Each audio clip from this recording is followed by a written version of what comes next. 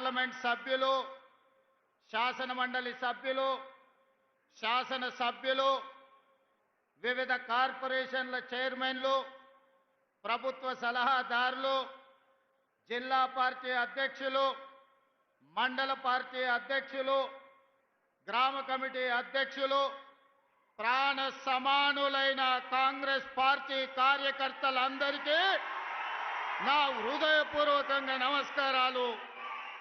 ఈ సమావేశానికి స్వాగతం, సుస్వాగతం.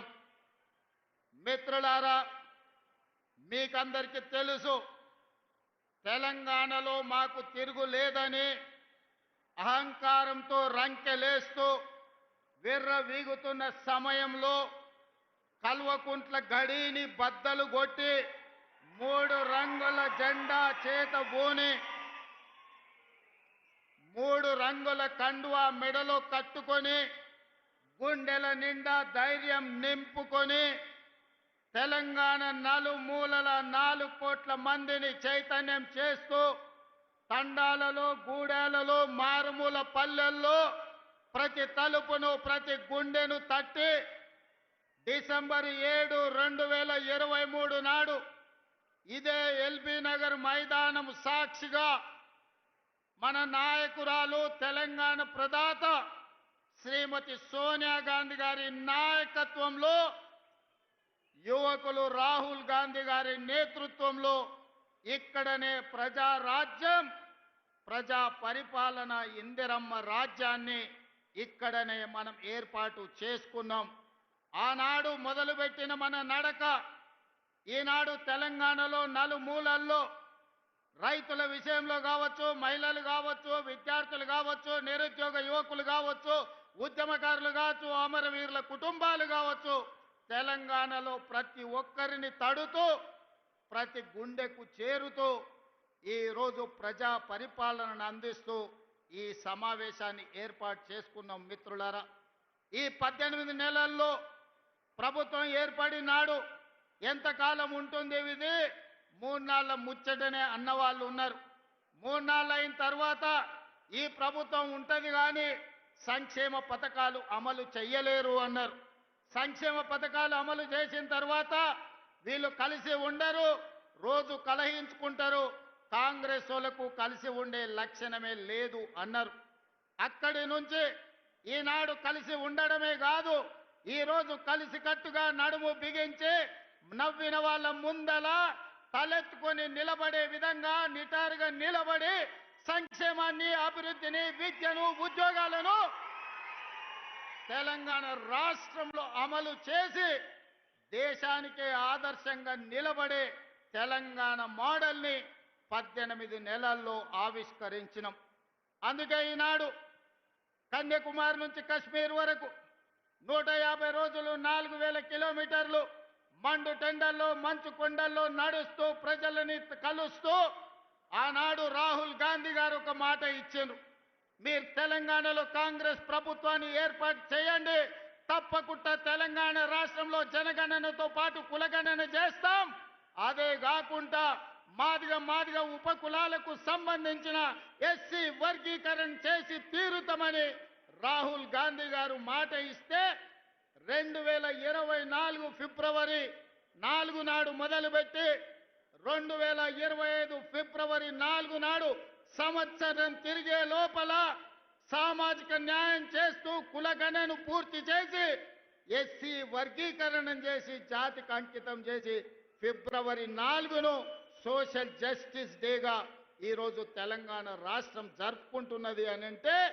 రాహుల్ గాంధీ గారి యొక్క ఉక్కు సంకల్పాన్ని ఈరోజు మనం అమలు చేస్తున్నాం. మిత్రులారా, ఈరోజు దెబ్బతిన్న ఆర్థిక వ్యవస్థ, అడుగంటిపోయిన రాజ్యాంగబద్ధ సంస్థల ప్రతిష్ట, వీటన్నిటిని పునరుద్ధరించుకుంటూ ఒక్కొక్క కష్టాన్ని అధిగమించుకుంటూ ఒక్కొక్క సమస్యను పరిష్కరించుకుంటూ తెలంగాణ రాష్ట్రాన్ని అభివృద్ధి పదం వైపు నడిపించే పని ఈరోజు నేను నా మంత్రివర్గ సహచరులు ముందుకు తీసుకెళ్తున్నాం.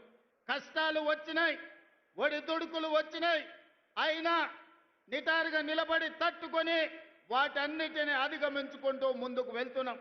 ఇవాళ మిత్రులారా, తెలంగాణ సమాజంలో 70% రైతాంగం, 70% రైతాంగం కోసం ఈ 18 నెలల్లో రైతు భరోసా కావచ్చు, రైతు బీమా కావచ్చు, లేకపోతే గిట్టుబాటు ధర కావచ్చు, రైతు రుణమాఫీ కావచ్చు, ఈ రోజు రైతులకు సంబంధించిన సంక్షేమ పథకాలలో సన్న వడ్లకు 500 రూపాయల బోనస్ కావచ్చు, 18 నెలల్లో ఈ దేశంకే ఆదర్శంగా నిలబడే విధంగా రైతాంగానికి 1,04,000 కోట్ల రూపాయలు ఖర్చు పెట్టి ఈ దేశంలో రైతులను ఆత్మగౌరవంతో నిలబడే విధంగా 25,55,964 మంది రైతులకు 21,000 కోట్ల రూపాయల రైతు రుణమాఫీ చేసి రైతులకు అప్పు రుణ విముక్తిని చేసిన పార్టీ ప్రభుత్వం కాంగ్రెస్ పార్టీ, తెలంగాణ ప్రభుత్వం అని ఈ వేదిక మీద నుంచి నేను గర్వంగా చెప్పదలుచుకున్న మిత్రులారా. ఆనాడు మీకందరికీ తెలుసు, తెలంగాణ రాష్ట్రంలో రైతులు వరి వేస్తే వరి కొనుగోలు చేయక ఐకేపీ కేంద్రాలను మూతవేసి ఆనాటి ముఖ్యమంత్రి ఒక మాట అన్నాడు, ఎవరైనా రైతు వరి వేసుకుంటే మీరు ఉరి వేసుకున్నట్టే, నాకు సంబంధం లేదు, రాష్ట్ర ప్రభుత్వం వరి కొనుగోలు చెయ్యదు అని ఆనాటి ముఖ్యమంత్రి గారు చెప్పారు. కానీ ఇందిరమ్మ రాజ్యంలో ప్రజాపాలనలో మనం ప్రభుత్వం వచ్చిన వెంబడే చెప్పినాం, మీరు ఎంతైనా వరి పండించండి, చివరి గింజ వరకు కొంటాం, చివరి గింజ వరకు కొనడమే కాదు 500 రూపాయల బోనస్ ఇస్తామని ఆ ఎల్ల మాట ఇచ్చినాం. 2024-25 సంవత్సరంలో భారతదేశంలోనే అత్యధికంగా వరి పండించినాం. ఎంతయ్యా అంటే 2,80,00,000 మెట్రిక్ టన్నుల వరి ధాన్యాన్ని ఉత్పత్తి చేసి ఈ దేశానికి ఆదర్శంగా నెంబర్ 1 స్థానంలో నిలబడ్డ రాష్ట్రం తెలంగాణ రాష్ట్రం. ప్రతి గింజ మన ప్రభుత్వం ప్రజా పాలనలో కొనుగోలు చేసిందని ఈరోజు నేను గర్వంగా చెప్తున్న మిత్రులారా. అందుకే ఈనాడు రైతాంగం మొన్న జరిగిన మీరు చూసిండ్రు రైతు భరోసా కార్యక్రమం, అందరూ అనుకున్నారు గోతికాడి నక్కలాకి ఎదురు చూసిండ్రు, ఒంటె పెదాలకు నక్క ఎదురు చూసినట్టు రైతు భరోసాలో ఈ ప్రభుత్వం విఫలం చెందుతుందని ఆలోచన చేసిండ్రు. నేను చెప్పిన 9,000 కోట్ల రూపాయలు 9 రోజుల్లో రైతుల ఖాతాలో వేస్తామని చెప్పి 70 లక్షల మంది రైతులకు 9 రోజుల్లో 9,000 కోట్ల రూపాయలు వేసి రైతు ప్రభుత్వం, ఈ ప్రభుత్వంలో రైతును రాజును చేస్తాం. మా ఉద్దేశం, మా లక్ష్యం వ్యవసాయం దండుగ కాదు, వ్యవసాయం పండుగ చేస్తామని చెప్పినాం. చేసి చూపించి ఆ ఘన విజయాన్ని సాధించి ఇవాళ రైతులు తలెత్తుకునే విధంగా ఇది రైతు రాజ్యం అంటే ఇట్లా ఉండాలి. 24 గంటల ఉచిత కరెంటు ఇవ్వాలి, రైతులు పండించిన పంట కొనాలి, రైతులకు రుణమాఫీ చెయ్యాలి, రైతులకు రైతు భరోసా ఇవ్వాలి అని ఈ రోజు ఈ ప్రజా పాలనలో ఇందిరమ్మ రాజ్యంలో మనం అమలు చేసిన మిత్రులారా. ఇవాళ ఎవరైనా సరే నేను సవాలు విసురుతున్నా, అది ఢిల్లీలో ఉండే మోడీ అయినా సరే, గల్లీలో ఉండే కేడీ అయినా సరే, చర్చ పెడతాం పార్లమెంటులోనా అసెంబ్లీలోనా. రైతు రాజ్యం ఎవరు తెచ్చిండ్రు, రైతులకు అండగా నిలబడ్డది ఎవరో తేల్చుకుందాం. రాండి చర్చలకు. కేసీఆర్ వస్తాడు, కేటీఆర్ వస్తాడు, కిషన్ రెడ్డి వస్తాడు, నరేంద్ర మోడీ వస్తాడు, కాంగ్రెస్ పార్టీ కార్యకర్తలను తీసుకొని నేను వస్తా అని సూటిగా సవాలు విసురుతున్న మిత్రులారా, మీకందరికీ తెలుసు, మహిళలు కాంగ్రెస్ పార్టీ ఈ దేశానికి రాష్ట్రపతిని మహిళను చేసింది, కాంగ్రెస్ పార్టీ ఈ దేశానికి ప్రధానమంత్రిని మహిళను చేసింది. ఆ ఉక్కు మహిళ శ్రీమతి ఇందిరాగాంధీ ఈ దేశంలో సీలింగ్ చట్టాన్ని తీసుకొచ్చి వేలాది ఎకరాలు, లక్షలాది ఎకరాల భూములను దొరల గడిలలో మూలుగుతుంటే ఆ భూములను గుంజుకొని దళితుల, గిరిజనులకు పంచిపెట్టింది. ఇల్లు లేని వాళ్ళకు ఇందిరమ్మ ఇల్లు ఇచ్చింది, కట్టుకోవడానికి పట్టా లేని వాళ్ళకు ఇంటి పట్టానిచ్చింది, దున్నుకునే వాడికి భూమి లేకపోతే దున్నేవాడికి భూమి అని గ్రామాలలో 25 లక్షల ఎకరాల భూమి ఇవాళ ఇందిరమ్మ ఇచ్చింది. ఆదివాసీలకు 10 లక్షల ఎకరాల పోడు భూముల పట్టాలు ఇచ్చింది ఇందిరమ్మ ప్రభుత్వం. ఇవాళ పేదవాడు సొంత ఇల్లు ఉన్నా, సొంత ఇంటి స్థలం ఉన్నా దున్నుకోవడానికి భూమి ఉంది అంటే అది ఇందిరమ్మ ఇచ్చిన భూమి, ఇందిరమ్మ ఇచ్చిన ఇల్లు పట్ట, ఇందిరమ్మ ఇచ్చిన ఇల్లు అని చెప్పి నేను ఈ సందర్భంగా తెలియజేయదలుచుకున్న మిత్రులారా. మిత్రులారా ఇవాళ మీరు ఆలోచన చేయండి. ఇందిరమ్మ ఆనాడు తెచ్చిన సంక్షేమము అభివృద్ధి ఈరోజు పేదవాళ్ళ జీవితాల్లో వెలుగులను నింపింది. అందుకే ఈరోజు ఏ సంక్షేమ పథకానికైనా ఇందిరమ్మ పేరు మనం పెడుతున్నాం.